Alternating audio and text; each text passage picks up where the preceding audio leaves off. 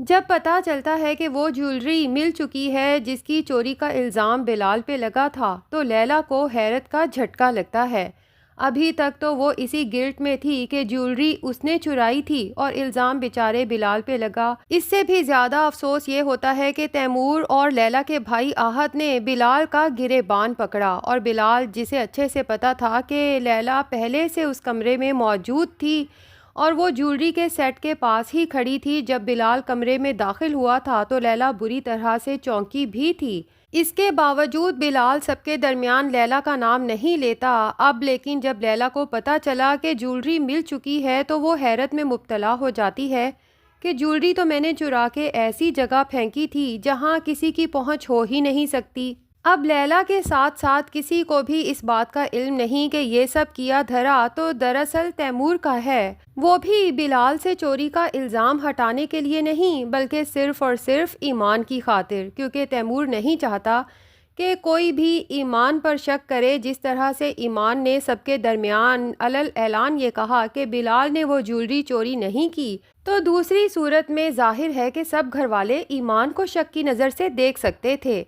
اور تیمور جس کا ایمان کے لیے اپنا ایمان خراب ہو چکا ہے، وہ نہیں چاہتا کہ ایمان کو کوئی چور سمجھے یا شک کی نظر سے دیکھے۔ تبھی تو اس نے ڈپلیکیٹ جیولری بنا کے جان بوجھ کے زارا کے بیڈ کے نیچے پھینکی کہ اگر کوئی الزام آتا بھی ہے تو زارا کی لاپرواہی پہ آنا چاہیے، ایمان پہ نہیں۔ ادھر بلال ہے جو بہت ہی پریشانی میں گھر سے نکلتا ہے کیونکہ اس کی ساری جمع پونجی تو چاچی نے اٹھا لی۔ اب 5,000 کے محض 5 نوٹ لے کے وہ گھر سے تو نکل پڑتا ہے، لیکن اللہ کی طرف سے اس کے ساتھ کچھ ایسا ہوتا ہے کہ اسے راستے میں ایک ایسا ہم سفر مل جاتا ہے جو نہ صرف بلال کا حوصلہ بڑھاتا ہے، اسے قسمت اور تقدیر کے ہیر پھیر کے بارے میں بتاتا ہے، بلکہ اس کی مدد بھی کرتا ہے۔ بلال کسی کی مدد لینا تو نہیں چاہتا، لیکن وہ اجنبی بلال کو زبردستی کچھ پیسے ادھار لیتا ہے کہ مجھے پورا یقین ہے ایک دن تمہارے پاس اتنا پیسہ ہوگا کہ یہ چند پیسے تمہارے لیے میٹر ہی نہیں کریں گے، تب تم میرا یہ ادھار لوٹا سکتے ہو۔ بلال جو اس سے پہلے کافی مایوس تھا اور پریشان بھی کہ پتہ نہیں اس کا سفر کیسے گزرے گا اور کیا وہ اپنی منزل مقصود تک پہنچ بھی پائے گا یا نہیں، بالآخر اس اجنبی سے ادھار ایکسیپٹ کر لیتا ہے اور ایک اچھے سے ہوٹل کے کمرے میں جا کے سٹے کرتا ہے۔ اللہ کا لاکھ لاکھ شکر ادا کرتا ہے کہ کس طرح اس مشکل گھڑی میں اللہ نے اس کی مدد کی۔ ادھر ایمان کافی پریشان ہے کہ ایک طرف تو اس کی آہت سے لڑائی چل رہی ہے اور دوسری طرف تیمور کی باتوں سے، اس کی حرکتوں سے ایمان کو شک ہوتا ہے جیسے کچھ نہ کچھ غلط ضرور ہے، لیکن پھر وہ خود ہی اپنے خیالات کو یہ کہہ کے جھٹک دیتی ہے کہ شاید میں کچھ زیادہ ہی سوچ رہی ہوں، ورنہ تیمور میرے لیے بھائیوں کی طرح ہے اور وہ مجھے چھوٹی بہن سمجھ کے اس طرح سے لاڈ پیار کرتا ہے۔ دوسری طرف لیلا کے باپ کو اپنی بیٹی کی باتیں سن کے احساس جرم ستانے لگتا ہے کہ واقعی اپنے مرحوم بھائی کے بیٹے کے ساتھ اس نے کچھ اچھا سلوک نہیں کیا۔ ایک طرف تو اپنے مرحوم بھائی کی تمام دولت جائیداد کاروبار پہ قبضہ جما لیا اور دوسری طرف اس کے بیٹے کو پڑھایا ہی نہیں بلکہ ایک طرح سے گھر کا ملازم بنا کے رکھ لیا۔ لیکن لیلا کے فادر کو یہ بھی احساس ہے کہ یہ سب اس نے اپنی بیوی مسرت کے فورس کرنے پہ کیا تھا۔ اب اسے اپنی بیوی سے نفرت محسوس ہوتی ہے اور احساس جرم الگ ستاتا ہے کہ کاش میں نے اپنی بیوی کی بات نہ سنی ہوتی، اپنے مرحوم بھائی کے بیٹے کو پڑھایا لکھایا ہوتا تو آج وہ بھی کسی مقام پہ ہوتا۔ تبھی وہ گھر سے جاتا ہے تو پیچھے کسی کے ساتھ کوئی کانٹیکٹ ہی نہیں کرتا۔ لیلا کی ماں جو دن رات اپنے شوہر سے کانٹیکٹ کرنے کی کوششوں میں ہے، جب کئی دن گزر جانے کے بعد بھی کانٹیکٹ نہیں ہو پاتا تو اس کا تو رو رو کے برا حال ہو جاتا ہے۔ سبھی لیلا کی ماں کو تسلی دینے میں لگ جاتے ہیں اور ایسے میں جب یہ غلط فہمی بھی دور ہو جاتی ہے کہ لیلا کی ماں نے ایک اور جھوٹا الزام بلال پہ لگایا تھا جبکہ بلال نے تو جیولری کی چوری کی ہی نہیں تھی، تو ایک طرف تو لیلا کی ماں کو گلٹ ہوتا ہے جبکہ دوسری طرف زارا کو بھی احساس جرم ستاتا ہے کہ اس کا بھائی تو چور تھا ہی نہیں، لیکن اس نے بجائے اپنے بھائی کا ساتھ دینے کے باقی سب گھر والوں کی ہاں میں ہاں ملا کے اپنے بھائی کو ہی برا بھلا کہا۔ ایسے میں صرف ایمان تھی جسے پورا یقین تھا کہ بلال چور نہیں ہو سکتا۔ بہرحال تیمور کے فادر اپنی بھابھی کو تسلی دیتے ہیں کہ اب زیادہ رونے دھونے کی یا پریشان ہونے کی ضرورت نہیں ہے۔ زارا بہت سمجھدار ہے، وہ اپنے بھائی بلال کو بھی سمجھا لے گی اور بھائی صاحب سے بھی بات کر لے گی، تو یقیناً بھائی صاحب نہ صرف گھر واپس آ جائیں گے بلکہ آپ کو معاف بھی کر دیں گے۔ اور دوسری طرف آہد ہے، جسے اب پتہ چل بھی چکا ہے کہ بلال چور نہیں تھا، لیکن اسے تو ابھی تک اندر ہی اندر یہ آگ لگی ہوئی ہے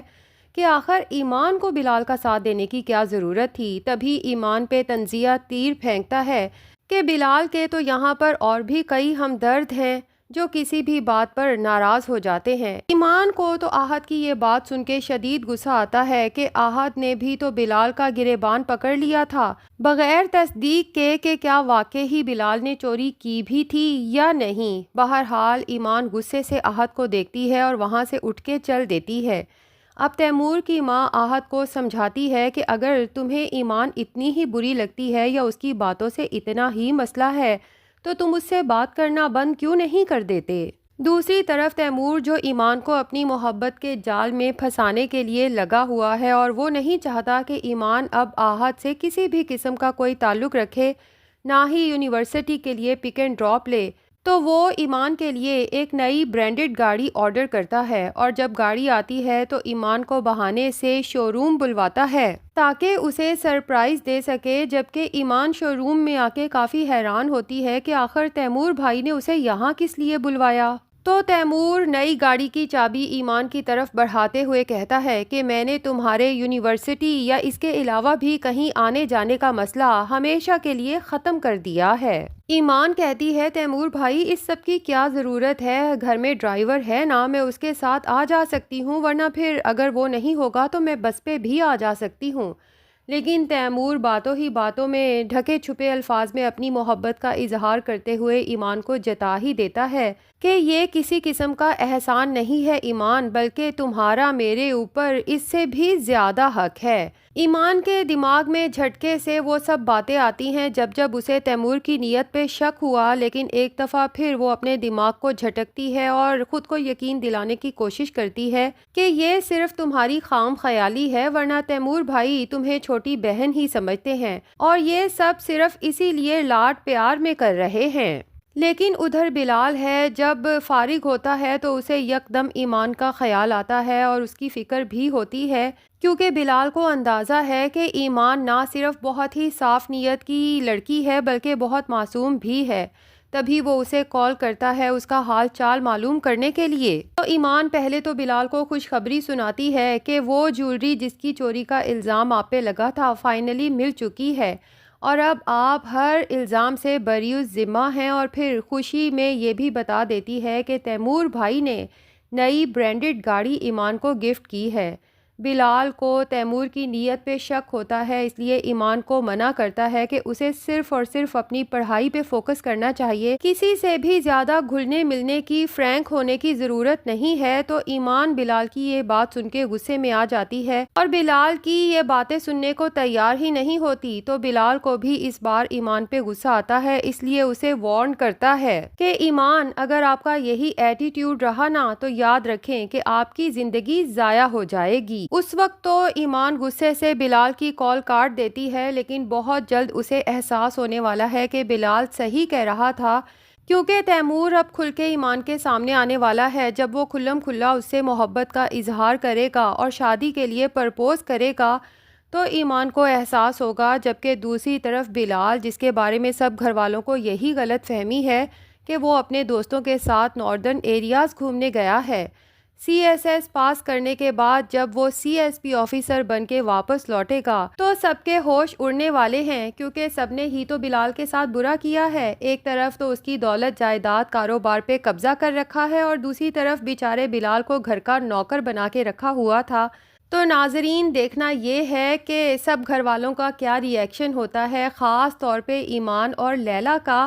آپ کو کیا لگتا ہے، کیا اس کے بعد لیلا بلال کو ایز اے ہسبینڈ ایکسیپٹ کر لے گی اور اس کی عزت کرنے لگے گی، یا پھر بلال لیلا کو طلاق دے کے ایمان سے شادی کا ارادہ کرے گا؟ کمنٹ سیکشن میں اپنی رائے کا اظہار ضرور کریں۔ ویڈیو پسند آئی ہے تو لائک اور چینل کو سبسکرائب بھی ضرور کر لیں۔